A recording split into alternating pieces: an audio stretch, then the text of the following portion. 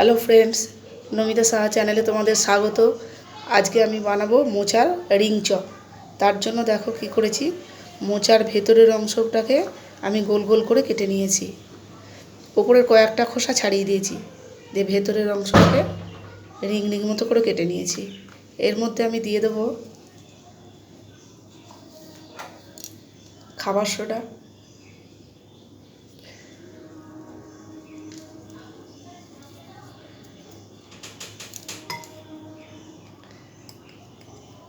লঙ্কা গুঁড়ো,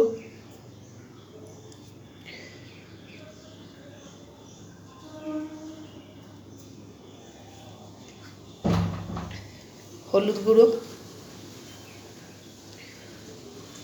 এভাবে ছড়িয়ে ছড়িয়ে দিতে হবে, একসাথে নিয়ে মাখালে খুলে যাবে। এবার তিনটেকে আমি আস্তে আস্তে হাতে দিয়ে মাখিয়ে নিতে হবে, এপিট ওপিট ঘুরিয়ে, মানে একসাথে মাখা যাবে না। এইভাবে একটার উপর রেখে দিলে পেছনের দিকটাও লেগে যাবে।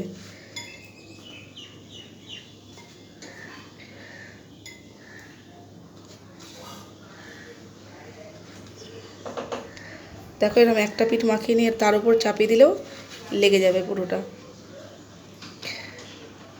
তবে এইভাবে রেখে দেবো, আমি 10 মিনিট রেখে দেবো।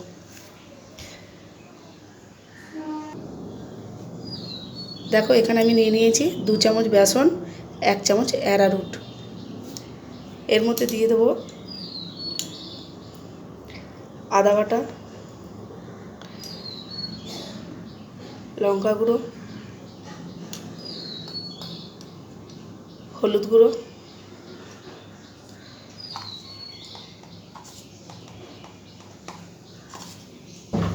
বেকিং পাউডার,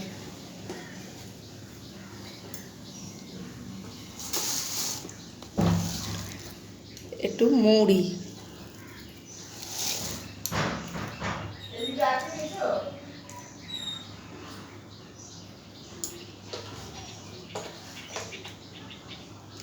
আর নুন।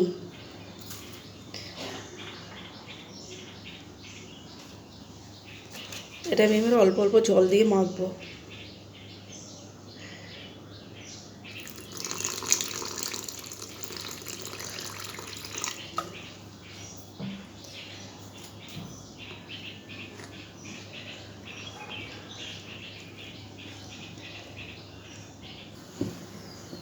দেখো পেস্টটা ঠিক এরকম হবে, খুব বেশি পাতলা হবে না, যাতে মোচার গায়ে লেগে থাকে।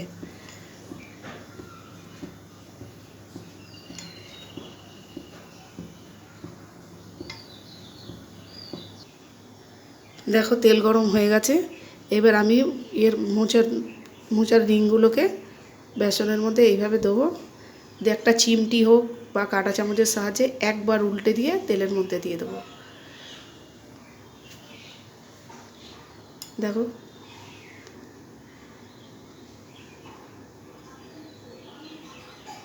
হালকা করে ঝেড়ে নিয়ে এভাবে তেলের মধ্যে দিয়ে দেবো।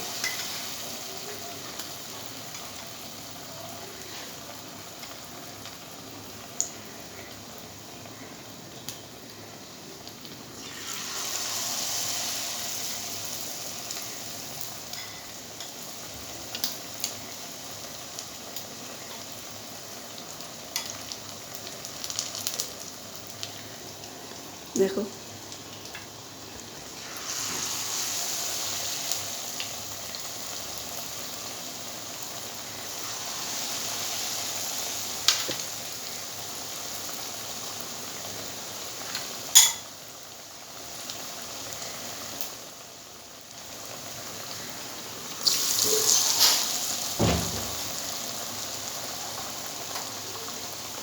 ফ্লেমটা একটু কমিয়ে দিয়ে ভাজবে।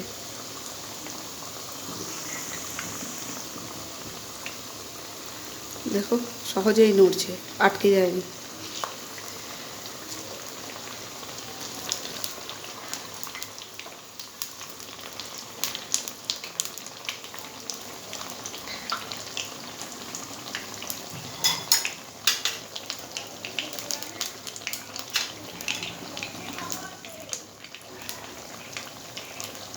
আমি এর মধ্যে পুরোটাই দিয়ে দেবো, কারণ আমার কড়াটা বড় ধরে যাবে।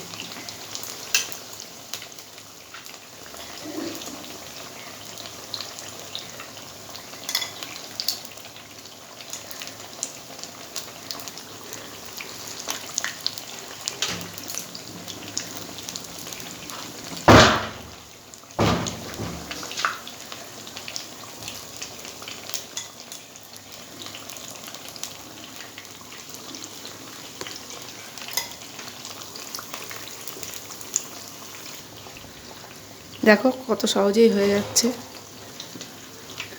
এবার একটু গ্যাসটা বাড়িয়ে দেবে, প্রথমে একটু কমিয়ে দেবে, তাহলে ভেতরটা সিদ্ধ হয়ে যাবে। বেশি উল্টাবার দরকার নেই, একবার উল্টালেই হবে।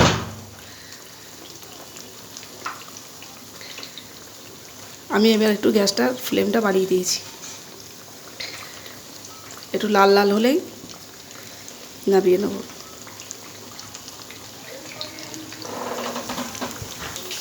দেখো রেডি হয়ে গেছে, একদম লাল লাল হয়ে গেছে ভাজাটা। এবার এগুলোকে আমি একটা একটা করে তুলে নেব।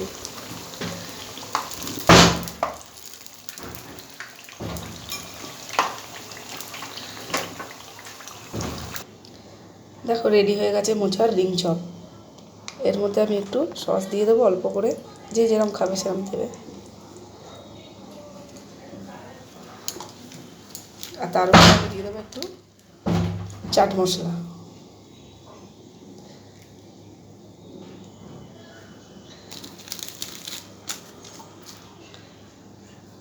ভালো লাগলে বন্ধুরা করে খেয়ে দেখো মোচার রিং চপ।